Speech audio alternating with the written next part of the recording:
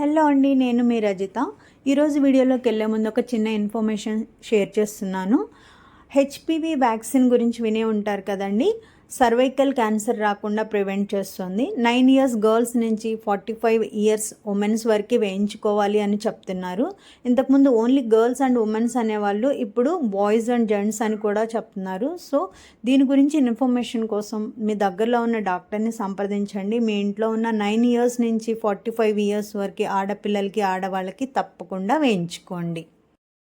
ఈరోజు మన వీడియో వచ్చేసి మినప పొట్టుతో గారెలండి.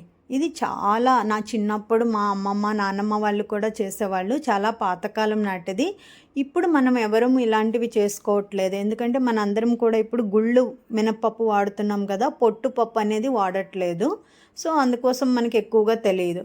నేను కూడా మా ఇంటికి వెళ్ళినప్పుడు మా అమ్మ వాళ్ళ పొలంలో పండిన మినప్పప్పు, పట్టు మినప్పప్పు తెచ్చుకుని వాడుతూ ఉంటానండి. సో ఇది నానపెట్టుకుని బాగా కడిగి శుభ్రం చేసుకున్నాక ఈ పొట్టు వస్తుంది కదా, దాన్ని పడేయకుండా గారెలు వేసుకుంటామండి.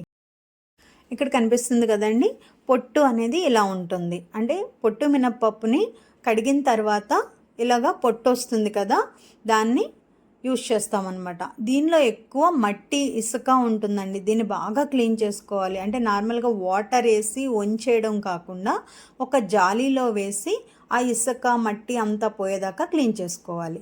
నీళ్లు లేకుండా ఇలా మిక్సీ జార్లో వేసుకోవాలి. దీనిలో ఒక 5-6 పచ్చిమిర్చి, చిన్న అల్లం ముక్క వేసుకుని, అలాగే 1 కప్పు నార్మల్ మినపపప్పు పొట్టు లేనిది వేసుకుని, తగినంత ఉప్పు, కొంచెం జీలకర్ర వేసి వాటర్ అంటూ వేయకుండా కొంచెం గట్టిగా గారెల పిండిలాగా మెత్తగా మిక్సీ పట్టుకోవాలి.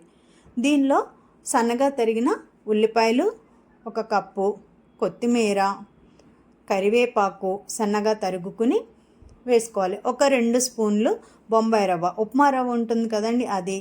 ఒక 2 స్పూన్లు బియ్యం పిండి కూడా వేసి గారెల పిండిలాగా కలుపుకొని, ఇప్పుడు స్టవ్ అంటించి పాన్ పెట్టి ఆయిల్ వేసి వేడైన తర్వాత నార్మల్గా మనం గారెలు ఎలా చేసుకుంటామో అలానే గారెలు చేసుకొని ఆయిల్లో డీప్ ఫ్రై చేసుకోవాలి. 2 వైపులా కూడా బాగా ఎర్రగా కాల్చుకుంటే మనకి మినపపొట్టు గారెలు అనేది రెడీ అయిపోతుంది.